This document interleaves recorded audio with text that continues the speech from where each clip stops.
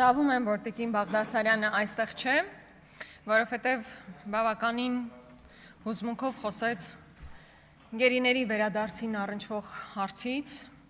իսկապես հարց է, որ չի կարող չհուզել որևէ Հայաստանի Հանրապետության քաղաքացու եւ Հայաստանից դուրս ապրող որևէ հայի, բայց նաեւ այն մի թեթև մունաթը, որ պարունակվում էր նրա խոսքում, եւս անհասկանալի է։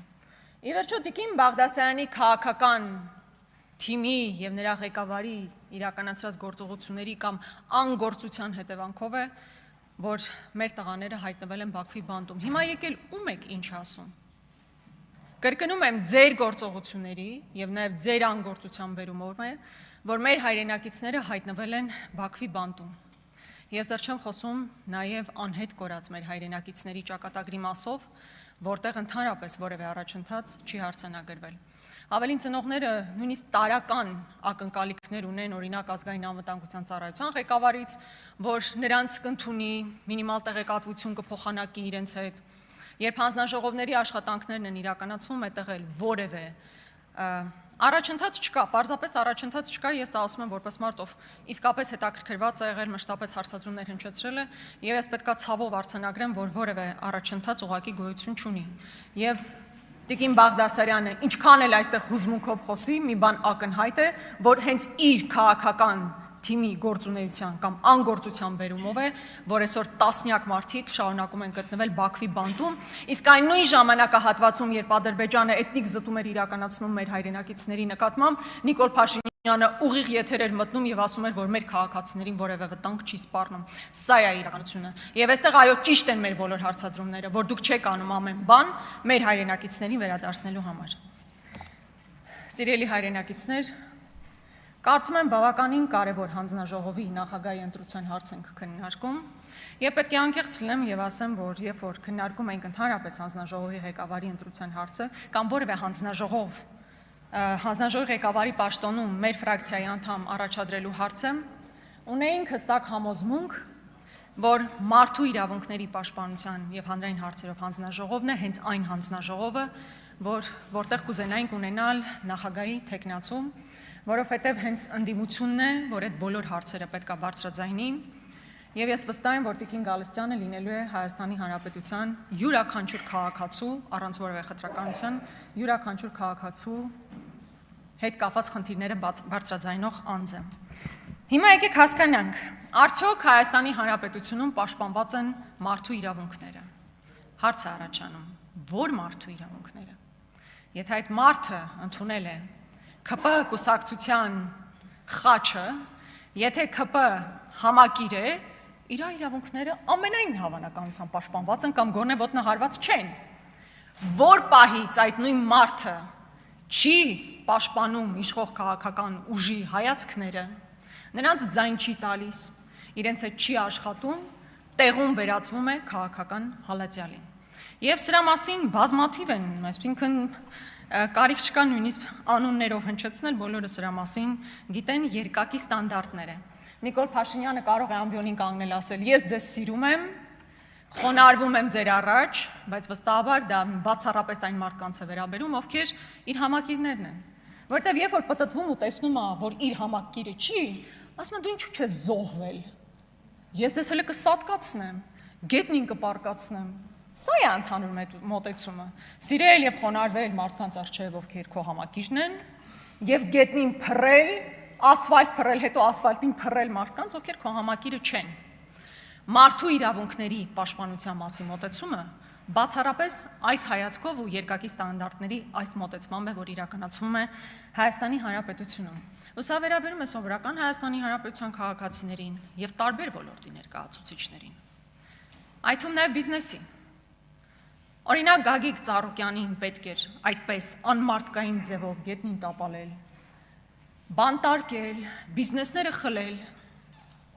իսկ նրանք, ովքեր այս իշխանության համակիր բիզնեսմեններ են, իրենք խնդիր չունեն, իրենք ընդամենը ժամանակին տեղին նուծվում են ՔՊ կուսակցությանը կամ Իմ քայլը հիմնադրամին եւ դրանով ապահովագրում են իրենց ապագան։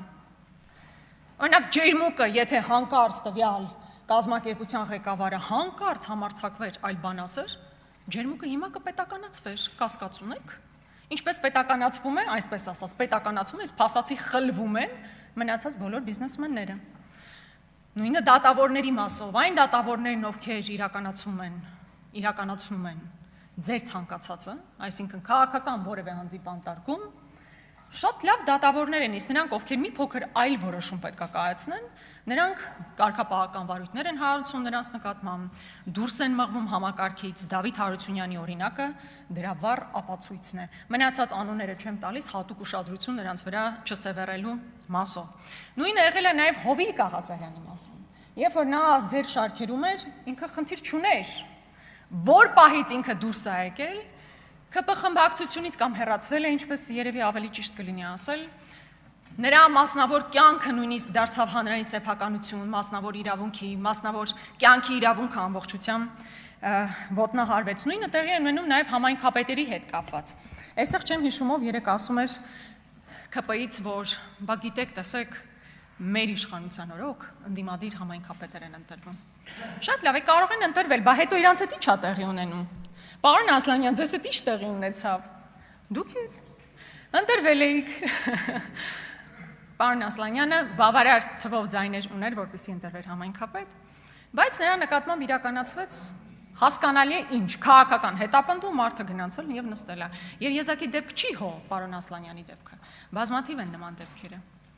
Եվ այսօր էլ կան այո ընդդիմադիր համայնքապետեր կան, բայց ձեր այսպես կոչված իրավապահ համակարգը մեխանիզմները հո պարապ չեն նստել, գալիք ընտրություններից առաջ լավ էլ քայլեր ձեռնարկում են դրա մասին առաջիկայում էլ կխոսենք, որպեսզի թույլ չտան որևէ ընդդիմադիր համայնքապետ Հայաստանի Հանրապետությունում ուղղակի գոյություն ունենա։ Շատ կարևոր է պրիվենտիվ, բայց եթե չի ստացվում պրիվենտիվը, հետո այլ քայլեր են, ավելի կոշտ քայլերի են գնում։ Մասնավոր կյանքի անձեռնմխելիությունը իսկապես ֆունդամենտալ իրավունք է, որը ամբողջությամբ ոտնահարված է Հայաստանի Հանրապետությունում։ Կարծում եմ ձեզ համար եւս նորություն չի լինի։ Այսօր Հայաստանում նույնիսկ երկու մարդ իրար հետ զրուցելիս փորձում են կամ շշուկով խոսել, եթե քաղաքական դիրքորոշման մասին պետք է խոսեն, կամ հեռախոսը հեռու միտեղ դնում են, նոր սկսում են շփվել։ Կարծում եմ դա շատ տարածված բնական միջավայր է դարձել յուրաքանչյուր Հայաստանի Հանրապետության քաղաքացու նկատմամբ։ Ընդ որում, եթե խոսքը վերաբերեր բացառապես ընդդիմադիր գործիչներին, ես այդտեղ կհասկանամ, ես էլ հո վաղուց գիտեմ, որ մեզ լսում են։ Բայց երբ որ Հայաստանի Հանրապետության ցանկացած քաղաքացի ինձ փողոցում տեսնում այսպես գաղտնի փորձում է մի բան ասել ու գնալ, որպեսզի հանկարծ որևէ տեղ դա չֆիքսվի, որպեսզի հետագայում նրա նկատմամբ քաղաքական հետապնդում չլինի, դա ուղղակի խոսում է իրական մթնոլորտի մասին Հայաստանի Հանրապետությունում, որովհետև այն վախի մթնոլորտը, որ դուք տարածում եք, չի կարող իր հետևանքները չունենա սովորական քաղաքացիների վրա։ Գործից աշխատանքից հեռացումներ, Facebook-յան ստատուսի, ուղղակի մի քլիքով մեկին լայքելու համար մարդիկ հեռացվում են աշխատանքից։ Մասնավոր կյանքի մասին խոսելիս, վերջերս Գագիկ Ծառուկյանի ընտանիքի հետ կապված մի իրավիճակ ստեղծվեց, որտեղ մարդու մասնավոր կյանքի ընդ որում չապացուցված դրվագներ դարձան հանրային սեփականություն, որը մարդու ուղղակի արժանապատվությունը նվաստացնելու եւ բարելավելու նպատակ է ունեցել, ուրիշ ոչինչ։ Կամ երբ որ արդեն ազգային անվտանգության ծառայությունը սահմանապահ զորքերը կարողանում են տեսանյութ տրամադրել մարդու մասին, ու երկրի ղեկավարն էլ ասում է ինչ կա այդտեղ, ինքն է որոշել, ազգային անվտանգության ծառայությունը կարող է արտահոսք իրականացնել։ Չի ասում կարող է տրամադրել ինֆորմացիա, ասում է նորմալ է։ Եթե ազգային անվտանգության ծառայությունից արտահոսք է տեղի ունենում։ Սա ուղղակի խայտառակություն է։ Կանանց իրավունքների մասին խոսեցինք, պարոն Հարությունյան, խայտառակ անեկդոտ եք պատմել։ Խայտառակ, հուսով եմ գիտակցել եք։ Նույնիսկ մի քանի տղամարդկանցով նստած այդ անեկդոտը պատմելը արդեն ամոթ է։ Բայց դուք եկել եք ազգային ժողովի դահլիճում նստած եք դա պատմում։ Լավ չի։ Դա խայտառակություն էր ուղղակի։ Երբ որ խոսեց ԿՊ-ական կին պատգամավորները խոսում են նրա մասին, որ իրենց ընտանիքներ են մտնում եւ այլն, ես ուղղակի իմ գործընկերներն էլ, կին գործընկերներն էլ գիտեն, կարող են դուք անձնապես ինչ-որ բան չեք ասում, բայց ձեր կողքի ինֆլուենսեր կոչվողները, բլոգերները, ֆեյքեջերը տեսել եք ինչեր են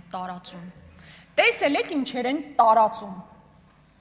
ու դուք դեռ խոսում եք կանանց իրավունքներից, լավ, մենք հենց հասկացանք։ Արեգնազ Մանուկյանի մասին ինչու մինչև հիմա որևէ մեկը չեք բարձրաձայնում այդպես էլ։ Տարբեր հարցադրումներ հնչեցվեցին կանանց իրավունքներ, ընտանեկան բռնություն, ընտանեկան բռնության մասին, կնոջ իրավունքների պաշտպանության մասին խոսողները մի բառ չասեն Արեգնազ Մանուկյանի վերաբերյալ, ավարտում եմ մի նախադասություն։ Անդրանիկ Թևանյանի տեսակցությունները բաց են։